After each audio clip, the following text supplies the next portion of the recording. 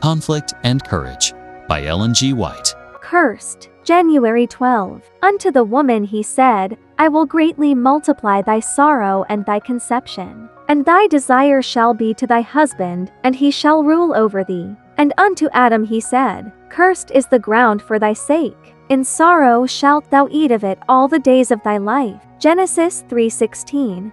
17. Eve was told of the sorrow and pain that must henceforth be her portion. In the creation, God had made her the equal of Adam. Had they remained obedient to God, in harmony with his great law of love, they would ever have been in harmony with each other. But sin had brought discord, and now their union could be maintained and harmony preserved only by submission on the part of the one or the other. Eve had been the first in transgression, and she had fallen into temptation by separating from her companion, contrary to the divine direction. It was by her solicitation that Adam sinned, and she was now placed in subjection to her husband. Eve had been perfectly happy by her husband's side in her Eden home, but like restless modern Eves, she was flattered with the hope of entering a higher sphere than that which God had assigned her. In attempting to rise above her original position, she fell far below it. A similar result will be reached by all who are unwilling